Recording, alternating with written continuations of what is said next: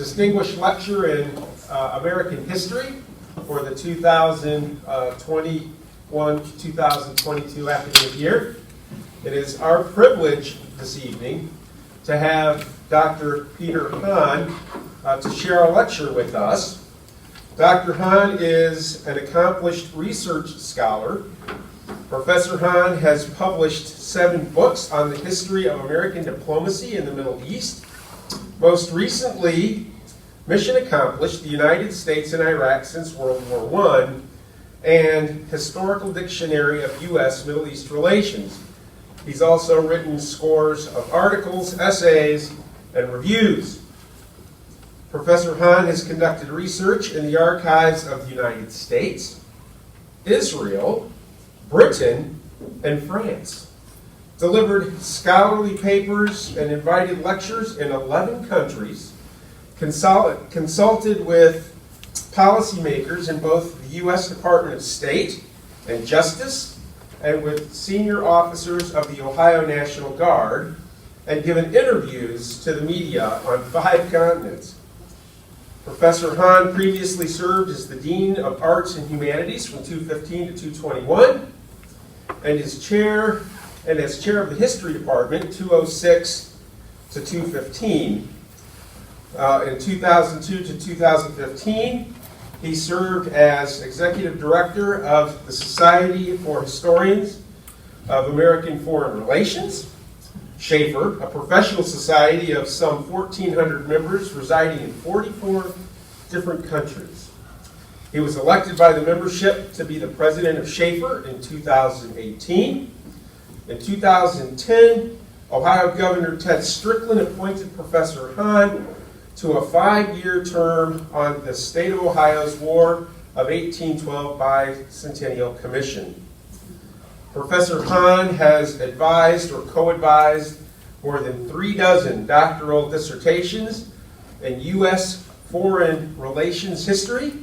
He's taught thousands of undergraduates in courses on the history of U.S. foreign relations and modern U.S. history. He helped to launch an undergrad study abroad program on World War II and its impact on our modern world. Professor Hahn earned his BA summa cum laude from Ohio Wesleyan University, his MA and PhD from Vanderbilt University, where he defended his dissertation with distinction. He won the 1998 Stuart L. Barath Lecture Prize for excellence in teaching and scholarship. And in 1995, he held a Fulbright Senior Research Fellowship in Jerusalem. That is our speaker this evening. And our speaker this evening is an expert on the Middle East. I have read some of his works. I've heard him lecture. We are in for a treat this evening, I would suggest to you, as he comes and he shares with us U.S. relations with Afghanistan. So without further ado, I will turn the mic over to our distinguished guest this evening, Dr. Hahn.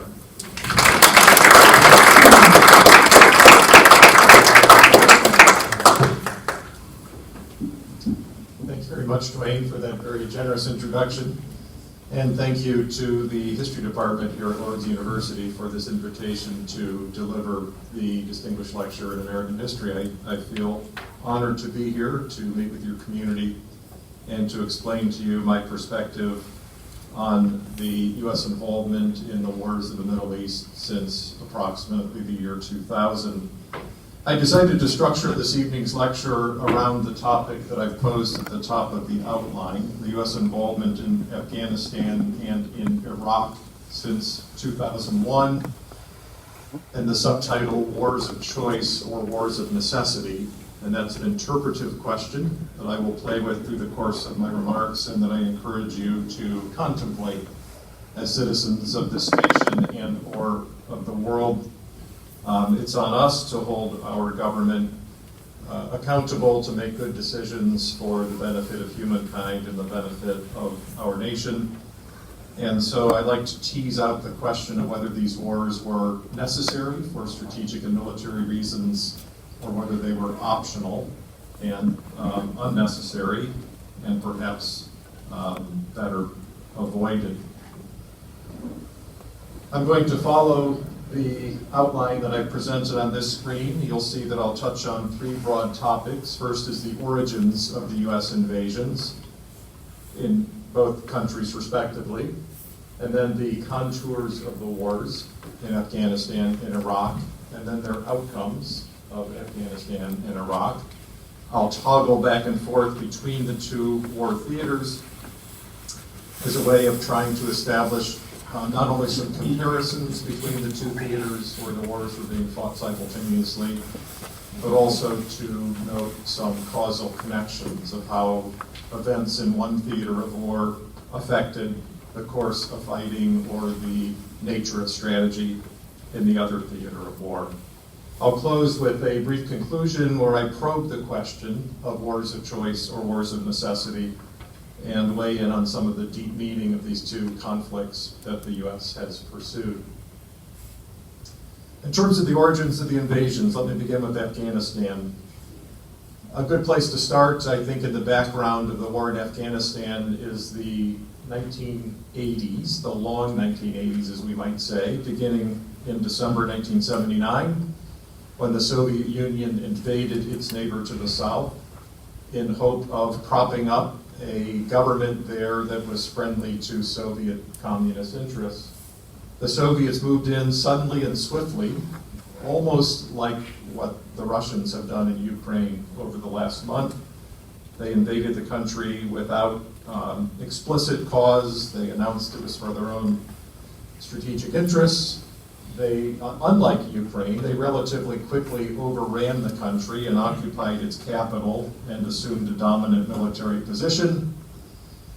However, the Afghan people fielded an effective resistance to the Soviet invasion, and over the course of the 1980s, the Afghan resistance mounted, and the Soviet position in Afghanistan became somewhat perilous. The United States got involved during the Reagan administration at bolstering the anti-Soviet resistance in Afghanistan, arming and equipping and encouraging the Islamic fighters who materialized to contest the Soviet occupation of their country. In the process of defeating the Soviets, or working on defeating the Soviets, the United States partnered with such radicals as Osama bin Laden. Yes, he first came to our attention as a friend, as an ally. He was a Saudi expatriate who organized a network of Islamic fighters to contest the Soviet domination of Afghanistan, and he was armed and equipped and encouraged by the United States government. Bin Laden built a network in the course of that war. He built a network of Islamic fighters that he called the Base, or in Arabic, Al-Qaeda. That network was committed to pursuing Islamist interests in Afghanistan even after the Soviets withdrew, and of pursuing Islamic interests elsewhere as well. Al-Qaeda, or the Base, outlasted the Afghan war, in other words, and once the Soviets were forced to flee Afghanistan, Al-Qaeda began to think and dream about affecting political and international developments across the region. Bin Laden transitioned Al-Qaeda into an enduring militant political force committed to purging the Middle East of regimes that were deemed insufficiently Islamist and their Western backers. The Mujahideen were able to dominate Afghanistan by 1992. The militants occupied Kabul, the capital, by 1996. Al-Qaeda loyalists in the Taliban regime controlled the entire country and gave sanctuary to Osama bin Laden, allowed bin Laden to use Afghanistan as a base of operations for his war against the West. Bin Laden began to partner with other Islamic militants around the region. This photograph shows him with Ayman al-Zawahiri, who is an Egyptian and the head of Egypt's Islamic Jihad militant group, or what most American officials would consider a terrorist group. And over the course of the 1990s, these two men formed a partnership, if you will, a partnership that was devoted to the task of defeating the West. Bin Laden was really angry at the United States for having assumed a position of dominance in Saudi Arabia, a position the United States assumed during the course of the Gulf War, which I'll talk about shortly when I refocus our attention on Iraq. But because of decisions the U.S. made, because of decisions the Saudi government made, the U.S. military occupied bases in Saudi Arabia, which was considered by devout Muslims as holy ground. Bin Laden believed that American troops on the holy ground of the Saudi peninsula was blasphemous, and that they needed to be driven out, and that the Saudi regime needed to be brought down for having welcomed the Western infidels, as he would have understood them, into the country. During the course of the 90s, bin Laden essentially declared war on the United States. Most Americans didn't even realize it at the time. Certainly government officials did. But as some examples, in 1996, bin Laden issued a fatwa entitled A Declaration of Jihad, or Holy War, a declaration of holy war against the Americans occupying the land of the two holy places. The land of the two holy places, of course, is a reference to Saudi Arabia. Bin Laden didn't want to mention the name Saudi, so he called it the land of the two holy places. That was essentially a declaration of war against the United States. The CIA, the Defense Department, noticed that declaration, of course, but most American civilians were oblivious to it. A couple years later, bin Laden and al-Zawahiri jointly issued a charter for an organization they called the International Islamic Front Against Jews and Crusaders, founded in 1998. In the charter of that organization, there was a directive to faithful Muslims, and the quotations on the screen, to kill Americans and their allies, whether civilian or military personnel, in every country where this is possible.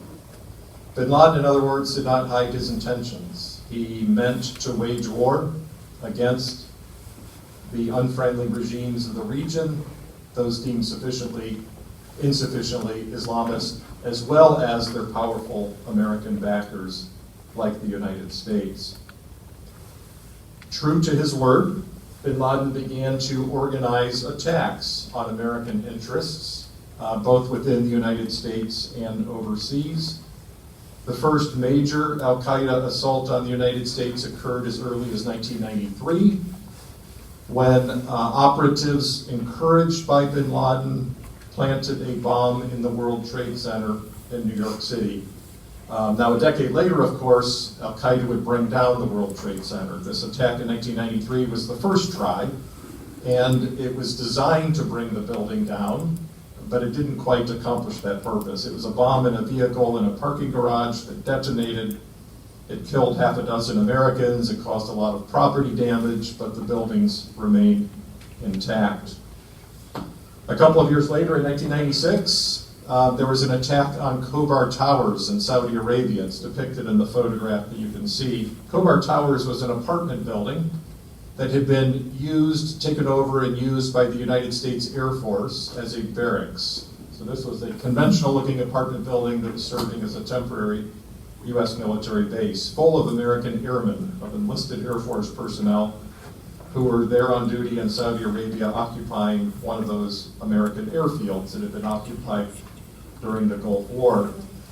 It's not entirely clear, even to this day, who perpetrated the Khobar barracks attack. It was most likely Iran, and maybe not al-Qaeda, but al-Qaeda's thumbprints or the impact of Islamist terrorism was felt nonetheless by the U.S. government. 2 years after Khobar Towers, there was yet another attack, this one clearly from bin Laden. That was the twin assaults on the U.S. embassies in Kenya and Tanzania, in the southern part of Africa. Twin bombing attacks on U.S. embassies that left more than 250 people dead, 12 of them Americans, the others local people, and something like 5,000 injured from those bomb blasts.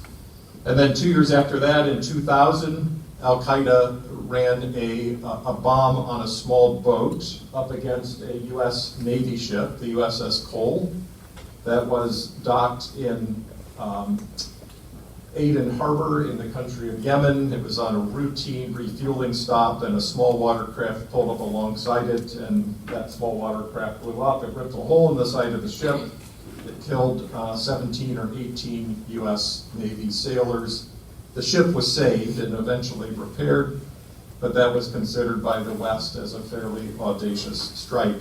So during the course of the 90s, in other words, bin Laden was emerging as a growing threat to the United States security in the area.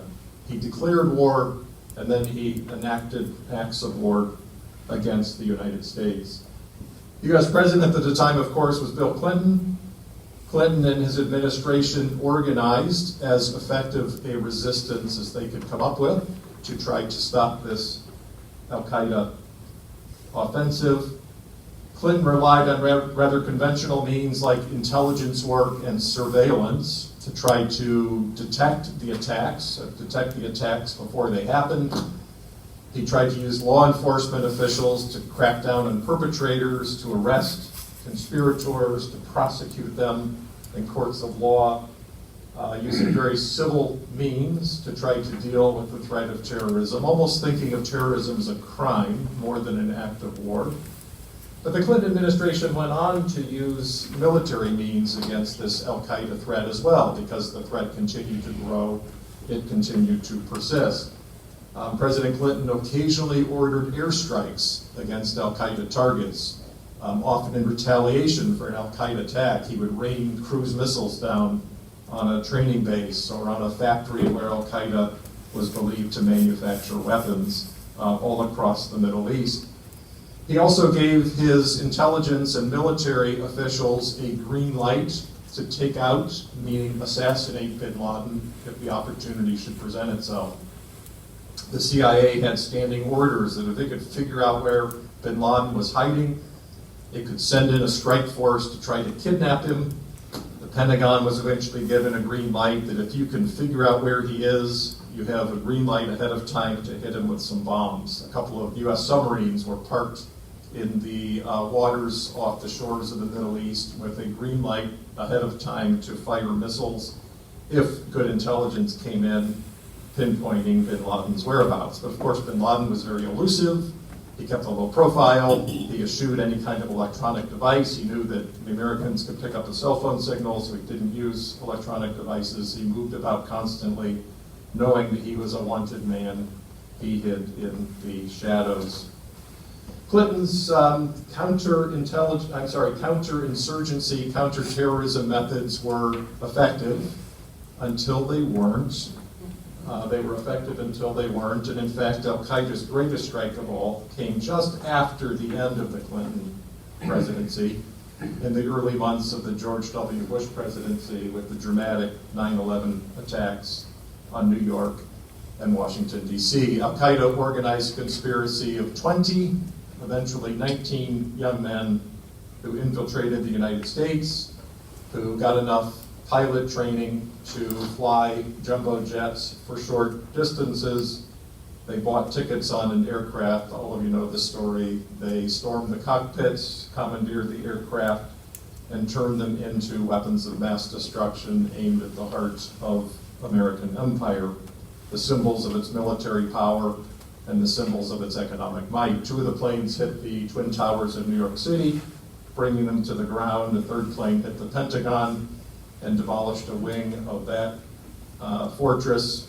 The fourth plane, believed to be headed to the U.S. Capitol, was commandeered by passengers who realized what was happening and stormed the cockpit and forced the plane to crash in a remote area of Pennsylvania.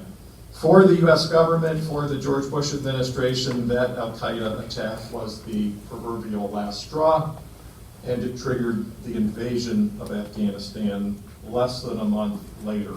Within 4 weeks of the 9/11 attacks, the Bush administration gave the order to begin the invasion of Afghanistan.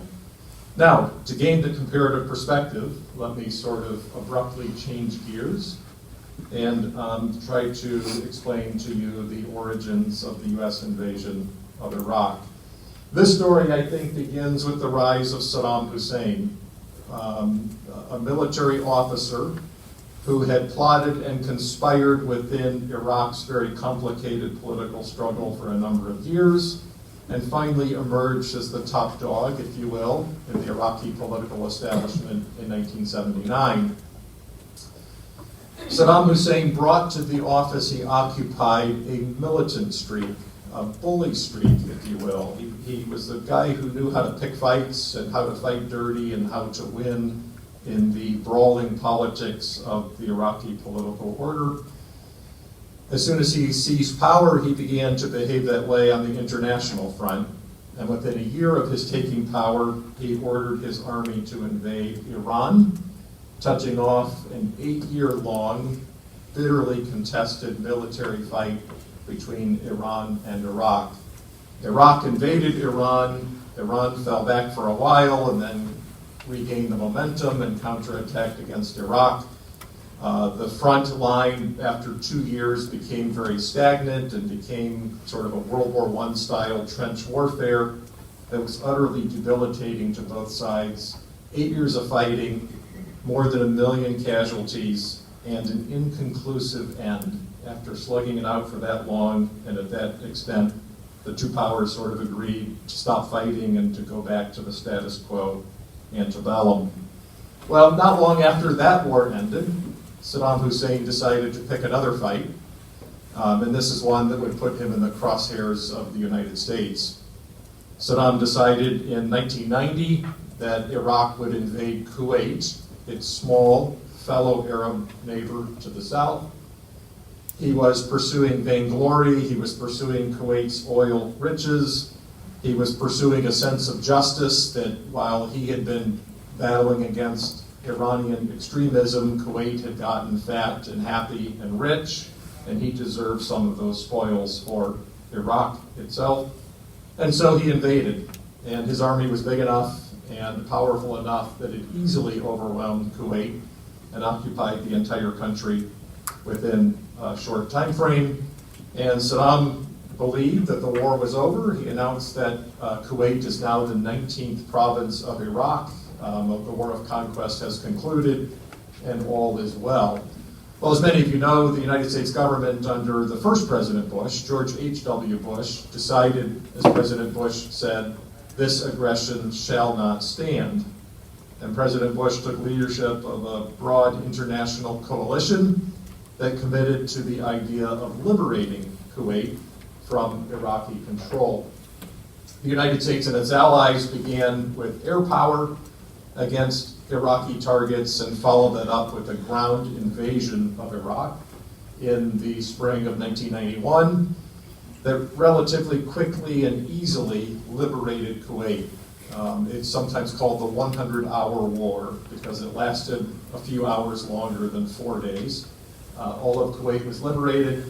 The United States invaded and used air power against Iraq proper, and the photo on the screen depicts the so-called Highway of Death, which was a highway stretching between Basra, Iraq, and Kuwait City that was laid to waste by American air power in the closing stages of the war.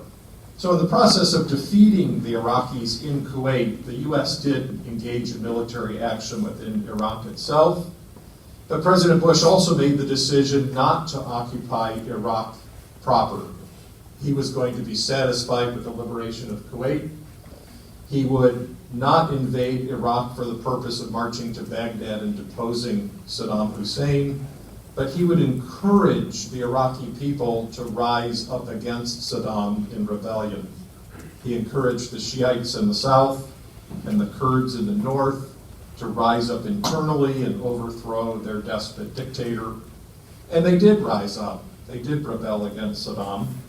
But Saddam was able to muster the strength to survive those rebellions and to smash their insurgencies into oblivion.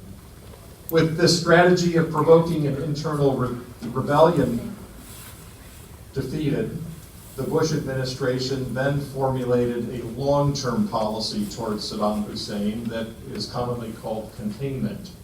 If we can't defeat him, if we can't undermine him from within, let's at least build a container around him so that he cannot attack any of his neighbors, as he has shown is his tendency. So the Bush administration, followed by the Clinton administration, all through the 90s, maintained this policy of containing Saddam. They used a variety of techniques, including sanctions levied by the United Nations and political censures levied by the UN and other international bodies. They also put some muscle behind it in passing UN resolutions requiring the disarmament of Saddam Hussein's Iraq, meaning that it couldn't mass its military forces along any of its borders. That's a way of assuring the security of its neighbors that they won't be attacked. The U.S. and its allies also imposed what they called no-fly zones. That's a concept you've heard talked about in the news recently regarding Ukraine. The no-fly zones in Iraq, true to their name, were zones of the country where the Iraqis were not permitted to fly military aircraft. And if they dared to try, they would be shot down by United States or allied aircraft. There's a no-fly zone in the south that protected the Shiite population from being pummeled by the air by their own government. There's one in the north that protected the Kurdish minority from the same fate. And these no-fly zones were rigorously enforced. The Iraqis for a number of years respected them, and then the Iraqis began to test them, and there were little cat and mouse games of Iraq sending a plane into the zone and getting out real quick to see if they could test American resolve. The no-fly zones, from the American point of view, were a military success. They were enforced rigorously. A number of Iraqi aircraft were shot down over the years. Not a single U.S. aircraft was lost in these operations, which continued over the entire decade. Now, change happened, and here's a connection to Afghanistan. Change happened with the 9/11 attacks in 2001. The 9/11 attacks in 2001 came from Osama bin Laden, who was living in Afghanistan being protected by the Taliban. The U.S. decided to invade Afghanistan to clean out the terrorists. But President Bush also decided to use the impact of 9/11 to engineer a war against Iraq. He did so in part because of the sheer shock effect of the 9/11 attacks. President Bush himself was shocked. He was traumatized. He was embarrassed by the surprise attack on American soil.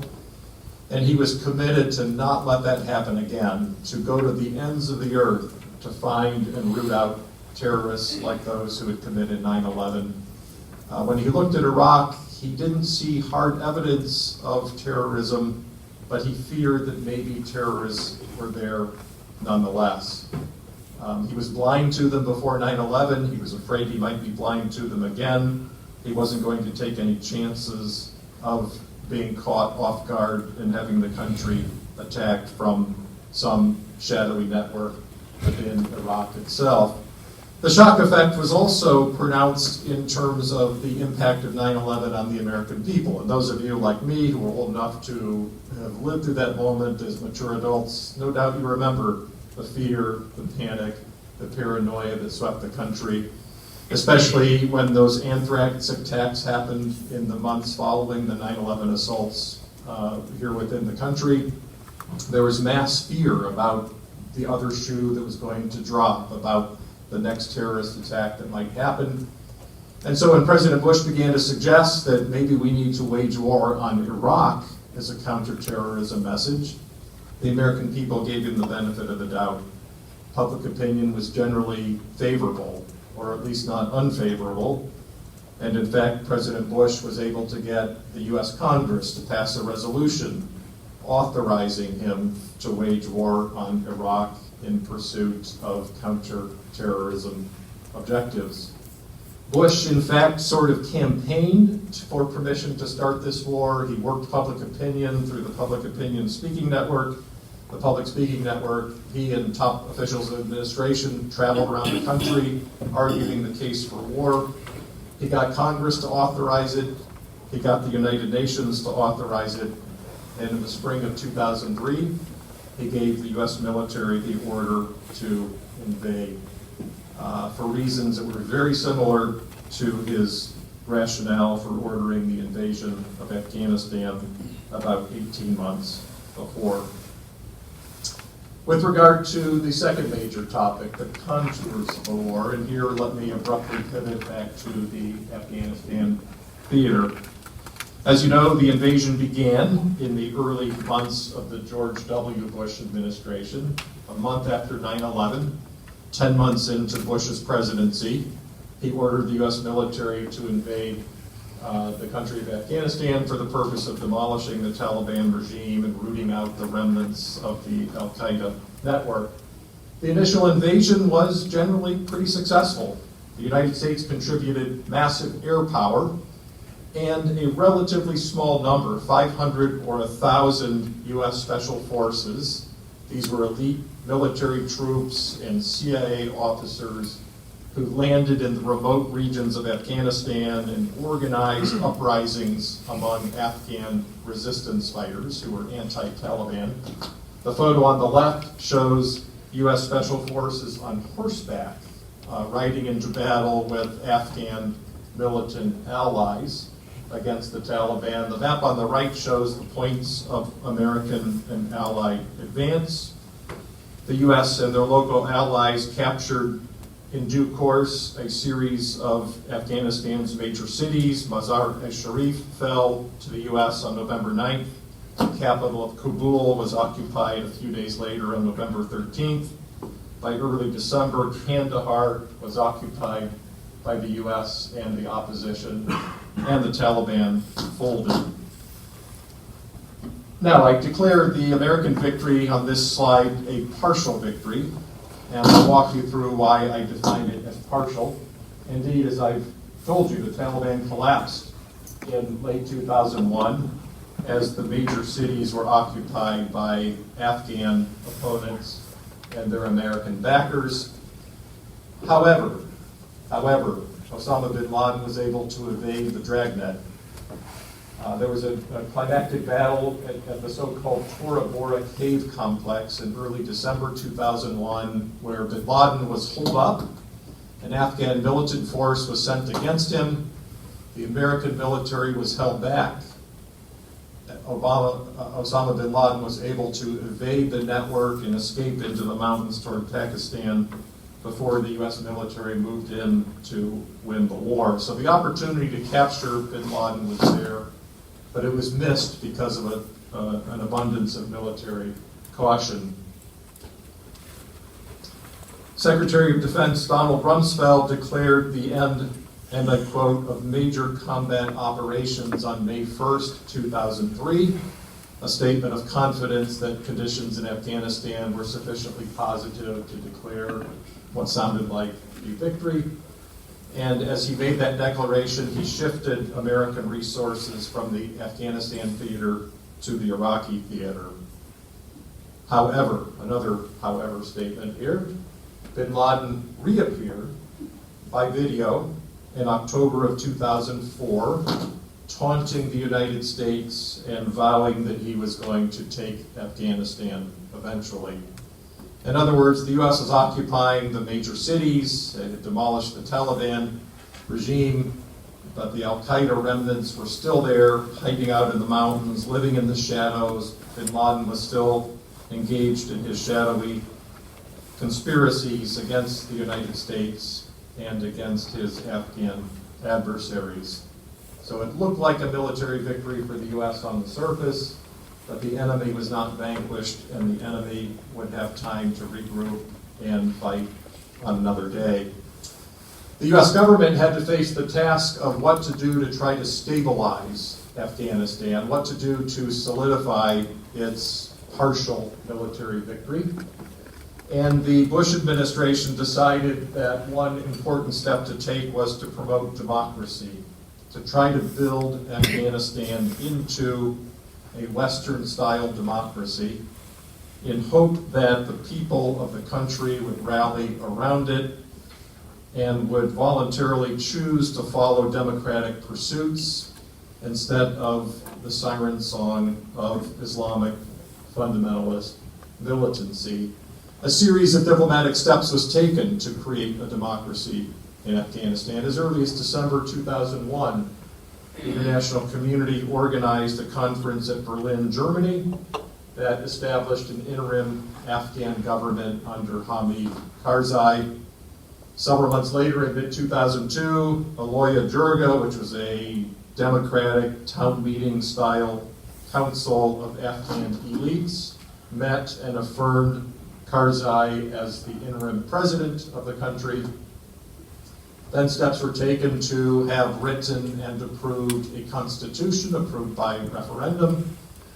And then elections were held, democratic elections, for the first time in the history of Afghanistan. The first one in October of 2004, in which the people of Afghanistan, through the ballot box, anointed Karzai as their president.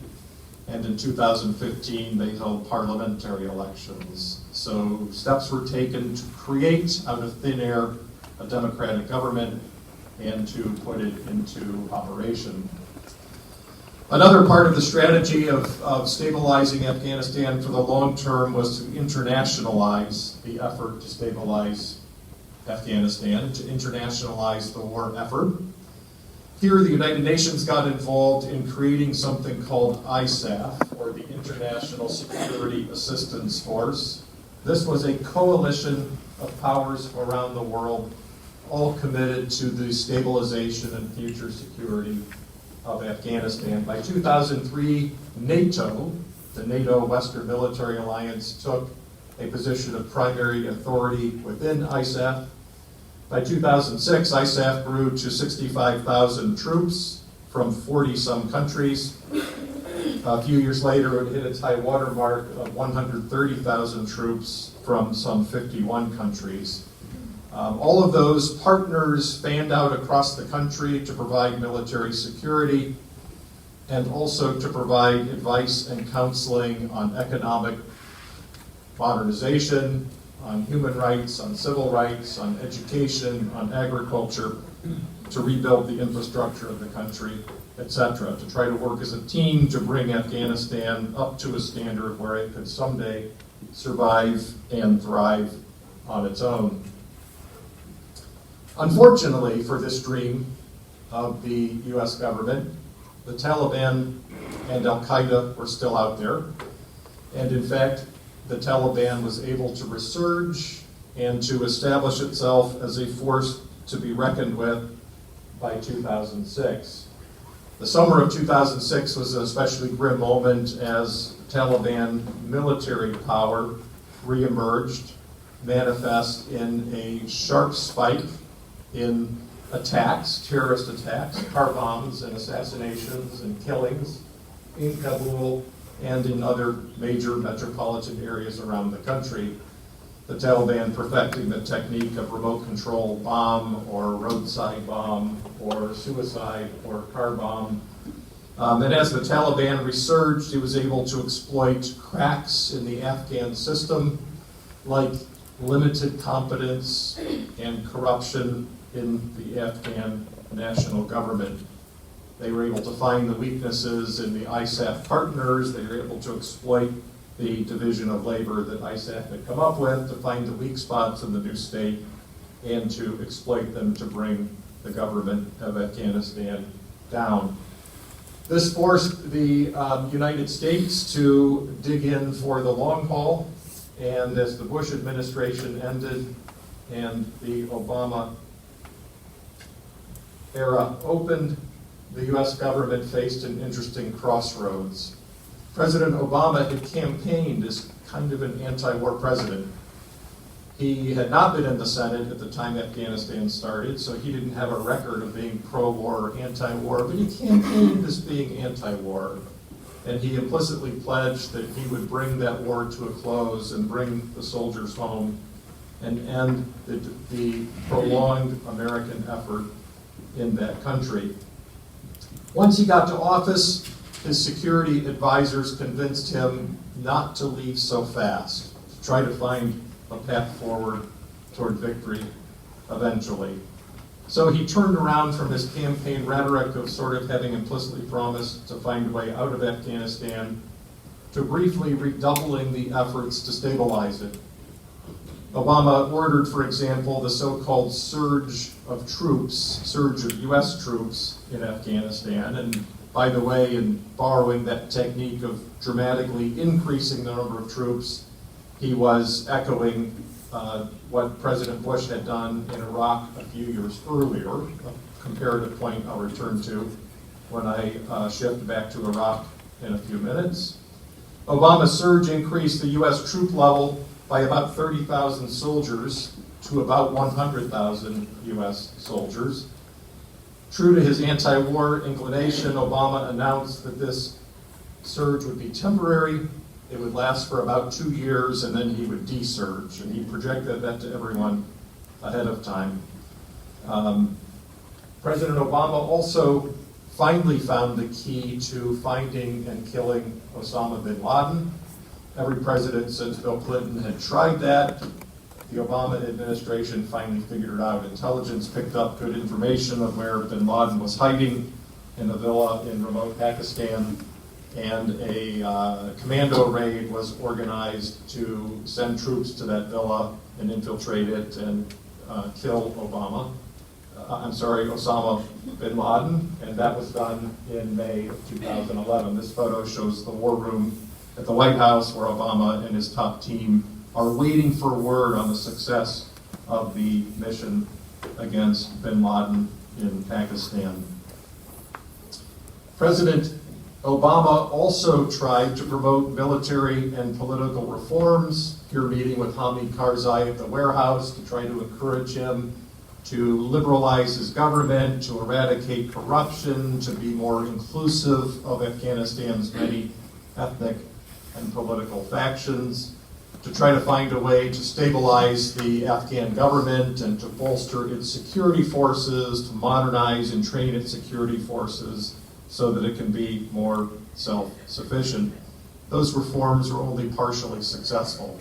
Afghanistan was a challenged enough zone of the world that it didn't go as well as President Obama hoped. By the late Obama administration, Western powers were obviously growing tired of the commitment in Afghanistan and were beginning to try to find ways to extricate themselves from it. As early as 2011, NATO announced that it was going to gradually withdraw its commitment to be the top partner in the ISAF international initiative, and indicated that it was starting a 2-year transition period where it would transfer authority for the security and development of the country to the Afghan army and Afghan civilian government. President Obama followed a similar game in enacting the drawdown of the surge that he had projected when he announced the surge in 2009. And between 2011 and 2013, Obama downsized the U.S. commitment in Afghanistan to a relatively small number of 13,000 troops. President Obama also declared the end of American combat operations in Afghanistan, meaning that those 13,000 troops would be devoted to advisory roles rather than being frontline combatants. President Obama really wanted to remove the last U.S. soldier before he left office, but his security chiefs persuaded him not to pull out entirely, but to pass the baton to his successor. President Donald Trump took office in January of 2017, inheriting this aging situation in Afghanistan. He, like Obama, had campaigned on an anti-war platform, implicitly agreeing with the mounting sentiment at home that the war was futile, that it was time to get out. Enough of our soldiers had died over there, it was time to find a way out.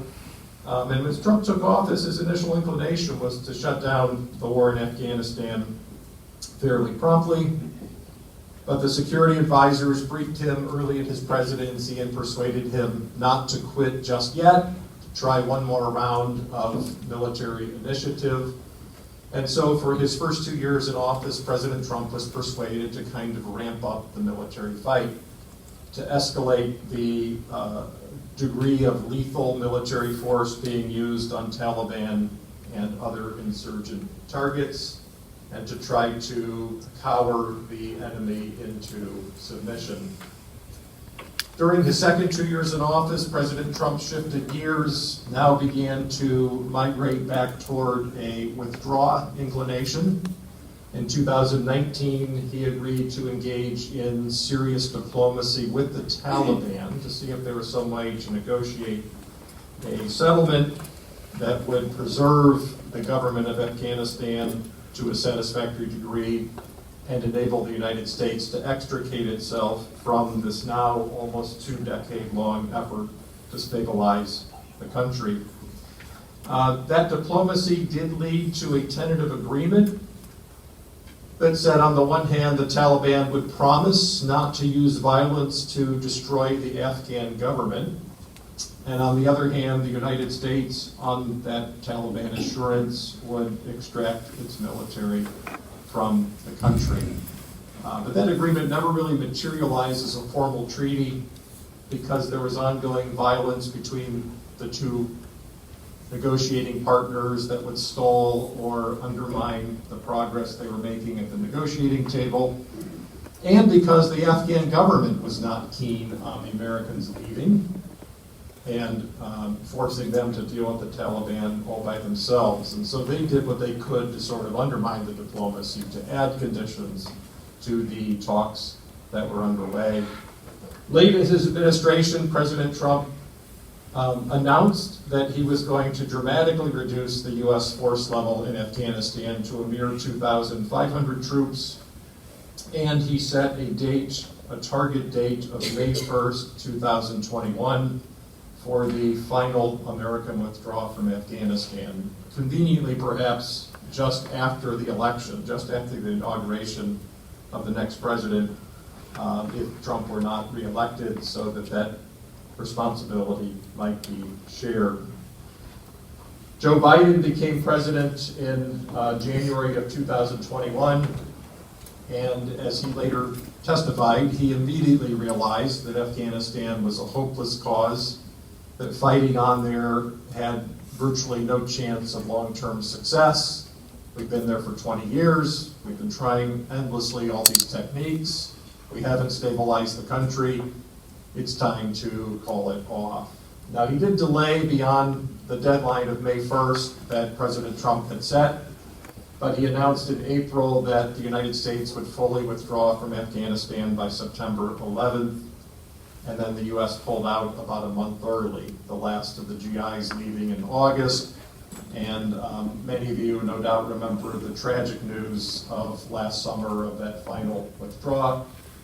As the U.S. military left, the Taliban almost immediately stormed across and took over the entire country, which provoked a frenzied effort by pro-Western Afghans to flee the country, that left to those terrible scenes at the airport in Kabul where civilians were trying to find their way onto an airplane to get out of the country.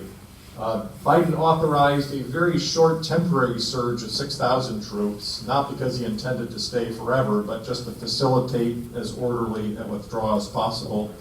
But it was still chaos, it was still mayhem, it was still tragedy, as thousands of Afghans who'd been loyal to the Western effort were left behind to try to survive under the new Taliban regime. How about the contours of the war in Iraq? Let me pivot back briefly to that topic. The invasion of Iraq, as you know, was launched in 2003, in March of 2003, 19 years ago this month. It was, on tactical military terms, a brilliant triumph for the militaries of the United States, as well as Britain and Australia, which were there as American partners. It took about 21 days, or about 500 hours, for the Allied militaries to march from south to north into the heartland of Iraq, occupy its capital city of Baghdad, overthrow the Hussein regime, and demolish the Iraqi army of some 400,000 soldiers. 21 days of dramatic, quick military victory. On the other hand, there were a series of serious political mistakes made in the course of planning and fighting that military initiative.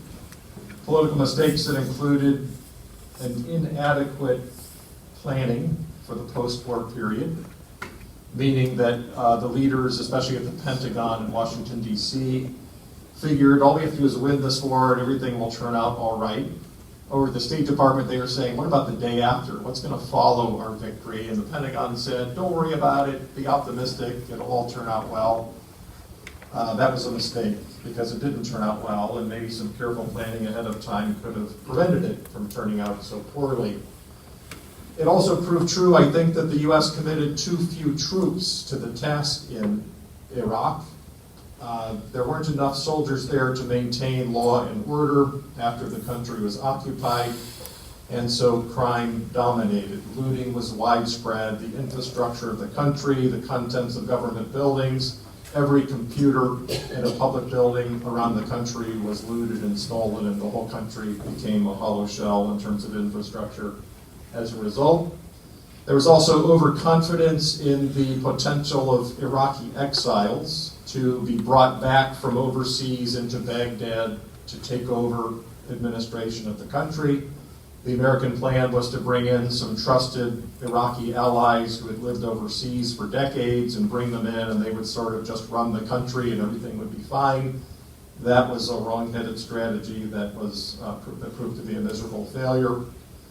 And then after the military occupied the country, President Bush established an authority called the CPA, the Coalition Provisional Authority, which was like the interim government that would administer the country until the Iraqis could take it over for themselves. The CPA was led by Paul Bremer, a career diplomat, and Paul Bremer issued a series of executive orders that were sort of like his dictates on what was going to happen. And several of those executive orders were enormous blunders, including CPA Order Number 1 and CPA Order Number 2, which respectively dismantled the entire Iraqi government and dismantled the entire Iraqi military. Wiser minds said, maybe you need to decapitate the Iraqi government and the Iraqi military, get rid of all the cabinet heads and the generals who were loyal to Saddam, but leave the rank and file technocrats and soldiers in place. We actually need them to run the country. But Bremer decided to release them all. That had the twin effect of both completely demolishing all sense of government structure within the country, and in the case of the army, of taking 400,000 men who were armed and who had been trained how to kill and telling them to go home, we're no longer going to pay you. Many of those young men, within a few months, were using their weapons to fight against the United States military. The U.S., in other words, created the backbone of the insurgency that was going to develop. And it didn't take long. Within a few months, the U.S. occupying forces found themselves facing a tenacious insurgency, a combination of Iraqis, Sunnis, and Shiites from within, as well as al-Qaeda types, Islamic warriors from all across the region who flocked to the country for an opportunity to bloody the American military. President Bush enacted a counterinsurgency strategy that included, like in Afghanistan, trying to build a democracy. And the Bush administration figured out how to accomplish this through a series of legal and parliamentary maneuvers. An Iraqi interim government was launched as early as June 2004. And then a democratic process was set up and put into motion through the course of 2005. A series of 3 democratic elections in 2005. The first to create a transitional assembly, the second to approve by referendum a new constitution, and the third to elect a democratic government on the basis of that new constitution in December. This photo shows Iraqi citizens proudly displaying their fingertips, which had been stained with indelible ink as an anti-fraud and anti-double voting measure during those popular elections. Democracy was working, it was popular, it seemed like maybe Iraq had a chance to emerge as a democratic power. The U.S. also had to stay on hand and use a lot of military force to try to put down that insurgency. The insurgency of Islamic fighters and of Iraqi political factions who didn't like the overthrow of Saddam Hussein and or did not like the presence of foreign troops in their country. The military was trying to find space, if you will, for the democracy that was being planted to take root and begin to thrive. And the anti-insurgency, counterinsurgency military effort proved to be an enormous struggle. The insurgents didn't give up easily, and in fact they seemed to gain strength, and the death toll among US GIs mounted steadily into the thousands as the years went by. President Bush in 2006 made his controversial, but I think prudent decision to order a surge in American military power in Iraq. He increased the troop strength from 120,000 to 160,000 to put more boots on the ground, to put more muscle in the country to suppress the insurgency. And even more important, he and his advisors figured out how to redefine the mission in Iraq.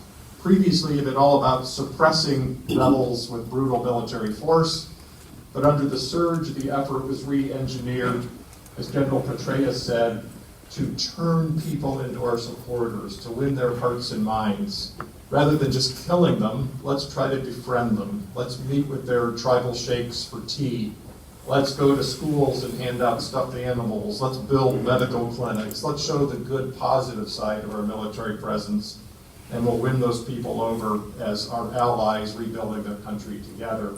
That surge strategy seemed to work. The increase of troops and the redefinition of their mission did lead to the diminution of the insurgency in the late 2000s.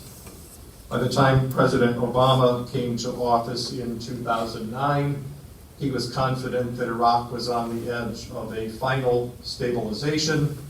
In 2010, he ordered the end of combat operations in Iraq, and in December 2011, he authorized the U.S. military to withdraw entirely. This photo shows you the last units of the U.S. Army crossing the border, driving across the border into Kuwait in December 2011, marking the end of the Iraq War. Or so we thought. It wasn't quite over.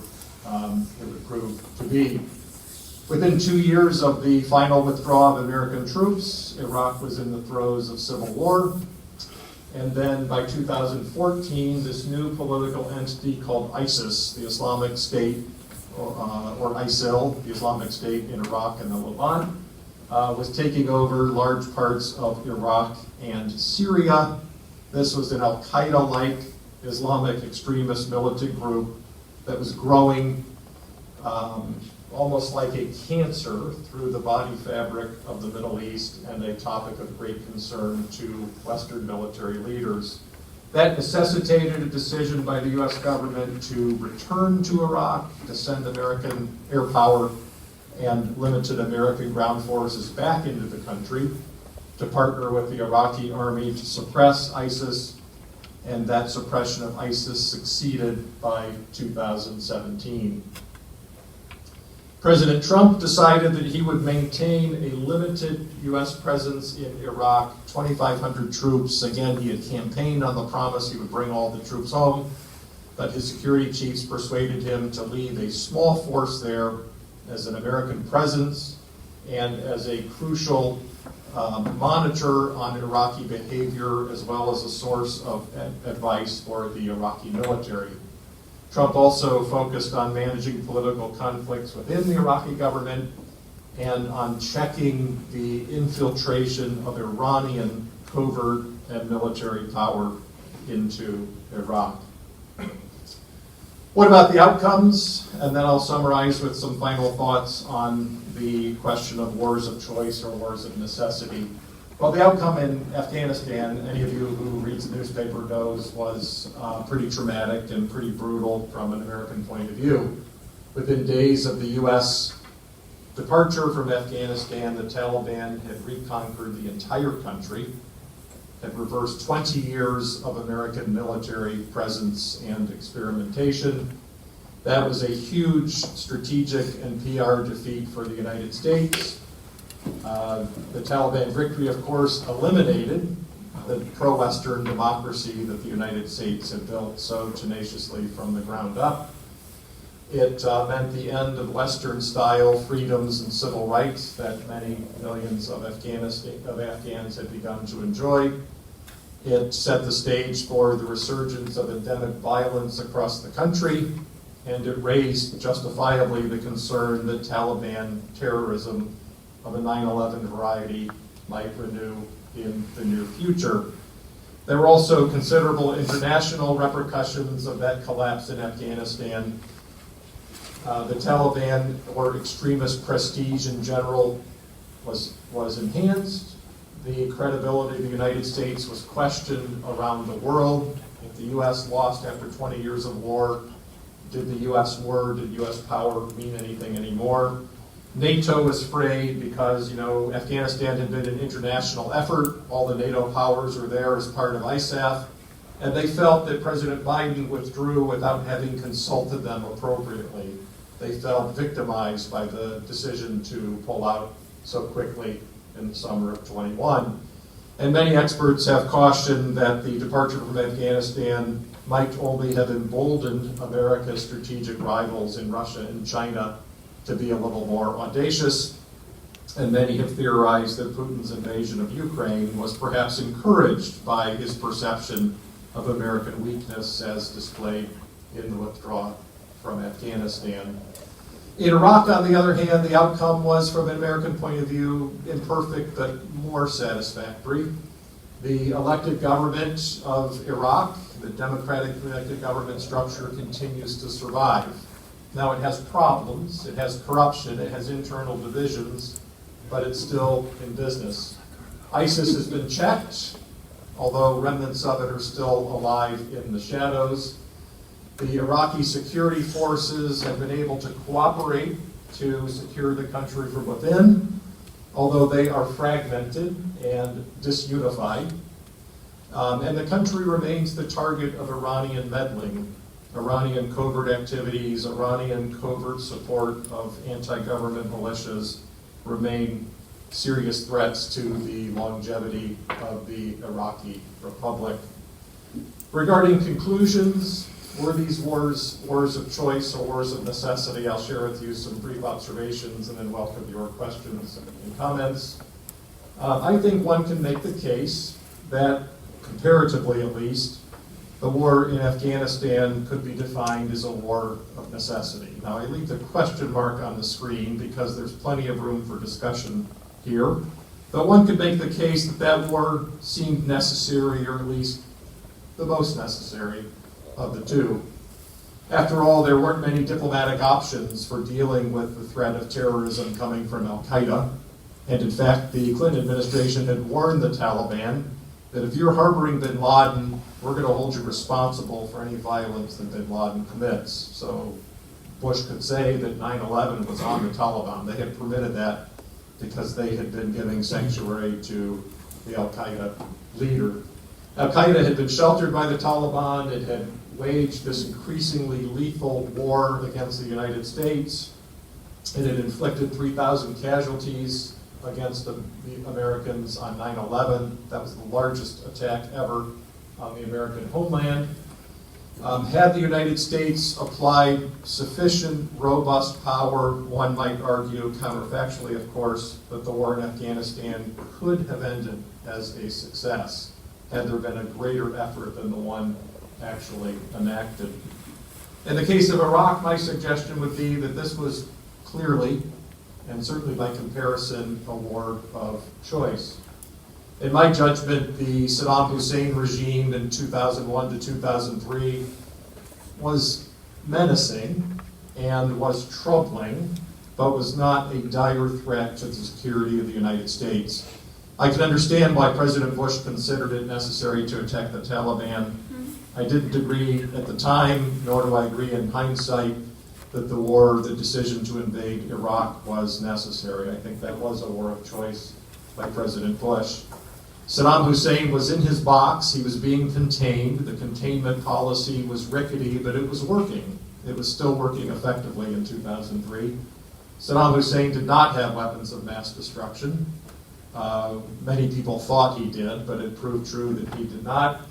And there's no evidence that Saddam Hussein was involved in terrorism. He clearly was not involved in 9/11. He was a secular socialist leader. He was not a religious Islamist fundamentalist. There are many reasons to think he and bin Laden would not have gotten along, that they certainly would not have seen eye to eye. So he didn't offer the kind of threat that bin Laden and Al-Qaeda offered. What about the conduct of wars? Although it was necessary, Afghanistan was given lower priority than Iraq. That, I believe, was a strategic miscalculation. One of the reasons why Afghanistan struggled in the early time was that not enough American troops were there.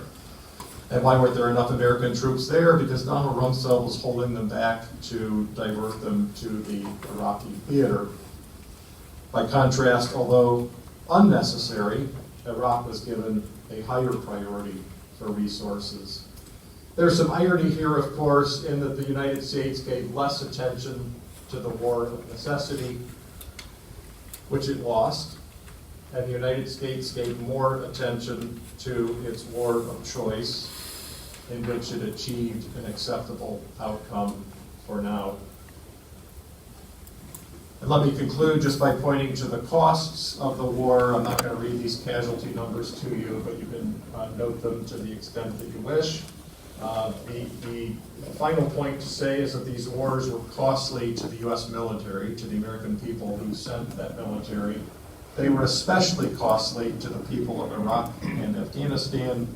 And I close with these casualty numbers as a way of reminding us all that as we as citizens try to understand this part of the world, so that through our elected representatives, our government can make good decisions on our behalf, we should bear in mind that all wars of choice and necessity have costs, and thus should be evaluated very seriously. Thank you so much for your attention this evening.